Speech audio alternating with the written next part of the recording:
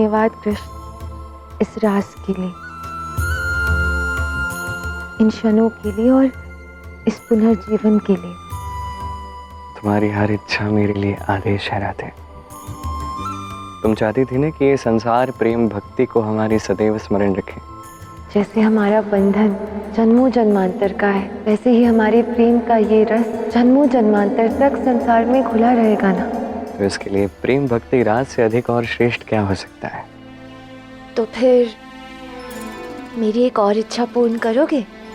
इस बार तुम्हें मेरी प्रत्येक बात माननी होगी। वचन देता, तुम्हारी हर बात मानूंगा, मना तो नहीं कर सकता। मैंने तुम्हें वचन दिया है कि जो भी तुम कहोगी वो मैं करूंगा। अब मैं तुम्हारी बात मानूंगा तो माननी तो पड़ेगी।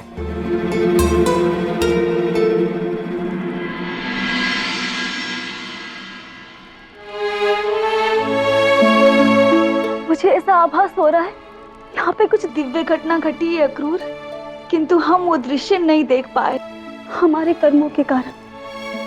किंतु मुझे कृष्ण से शीघ्र ही, अति शीघ्र मिलना है। कहिए राधा रानी, अब क्या मनवाओगे मुझसे? मैं चाहती हूँ कि हमारी अष्ट सखियाँ हमारे वास्तविक रूप के विषय में जाने।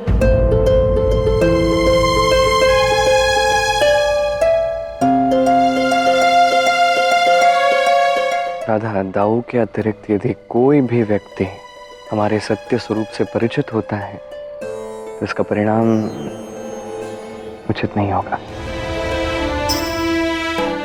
तुम मेरी इच्छा पूर्ण कर रहे हो या नहीं? पुनः एक बार सोच लो। मैंने सोच लिया है। हमारी सखियां हमसे कितना प्रेम करती हैं और कुछ भी कर सकती हैं हमारे लिए। इसी प्रेम भक्ति के प्रसाद स्वरूप उन्हें हमारे वास्तविक रूप के विषय में ज्ञात होना चाहिए ना। मान जाओ ना कृष्ण, अष्ट सखियों के प्रेम का सम्मान करने के लिए उन्हें हमारे लक्ष्मी नारायण के स्वरूप के दर्शन देने चाहिए।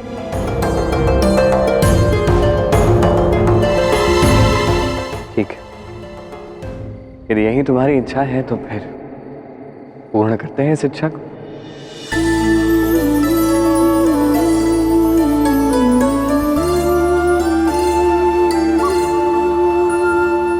दाऊ,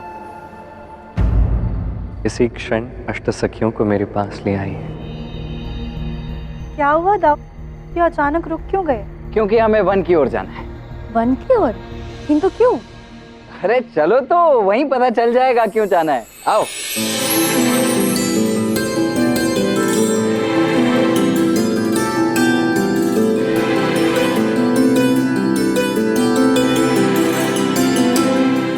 लो दाऊ, यहाँ तो सिर्फ राधा कृष्ण है। अगर इनसे ही मिलवाना था तो हमें पहले बता देते। हम सोचने लग गया पता नहीं किससे मिलवाने ले जा रहे हैं।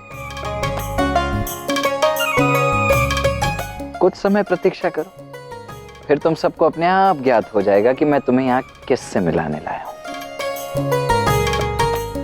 अर्थात?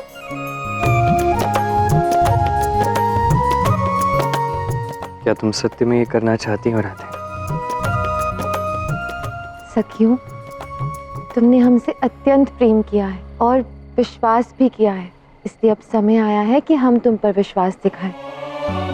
हम तुम्हें एक ऐसा सत्य बताने जा रहे हैं जो दाऊ के अतिरिक्त और कोई नहीं जानता, हमारे माता पिता भी नहीं, जिसकी भागी अब तुम भी बनोगी। ऐसा कौन सा सत्य है राधा? बताती हूँ, किंतु उससे पूर्व तुम्हें वचन देना होगा। तुम ये सत्य किसी को भी नहीं बताओगे। वचन देती हो? वचन रहा।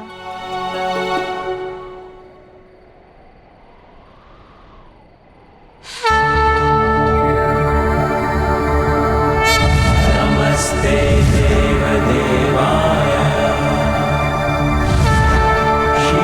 क्षीरसागर शायिने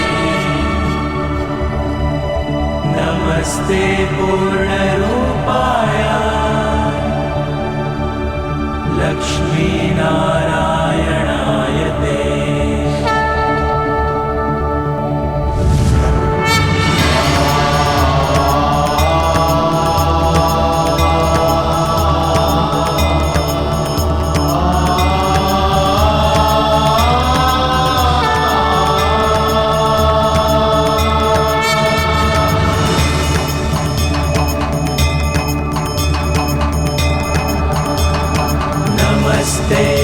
यही हमारा वास्तविक रूप है सखियों। राधा कृष्ण ही लक्ष्मी नारायण है। सागर शांत धन्य हो गए हम सब आपके दर्शन पाकर, और ये आभास से भी कि आप हमारे साथ हो। रूपाय लक्ष्मी नारायणाय ते।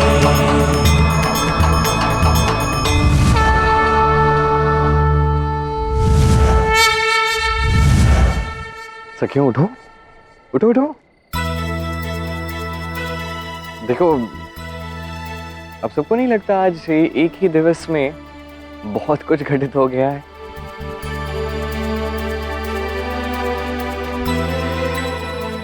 मुझे लगता है अब हमें प्रस्थान कर देना चाहिए। दाऊ, आप सभी अष्टसखियों को उनके घर तक पहुंचा दीजिए। चले? चलो, मिलते हैं।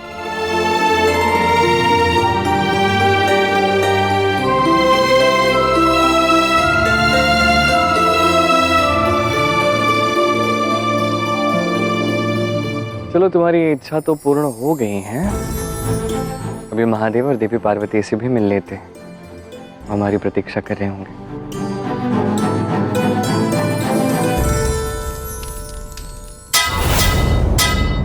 कीजिए प्रहार महाराज। सोचिए कि आपके सामने सैनिक नहीं, कृष्ण खड़ा है। आपको उसका वध करना है। आपको उसकी मृत्यु का उत्सव करना है मथुरा में।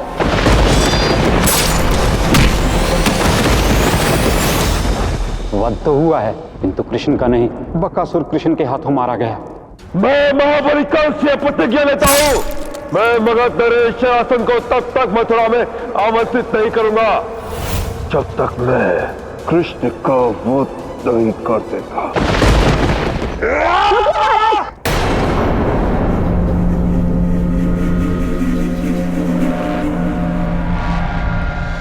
आपने विजय सेवक पर प्राप्त की, शत्रु पर नहीं। शत्रु तो अभी भी जीवित है। आप कृष्ण का वध करने के लिए उत्तेजित हैं, किंतु वो तो वहां प्रसन्नता से अपना जीवन व्यतीत कर रहा। आपको एक नई योजना बनानी होगी शीघ्र ही। बस एक बार अक्रूर लौट आए, फिर देखते हैं कौन कौन हमारी सहायता कर सकता।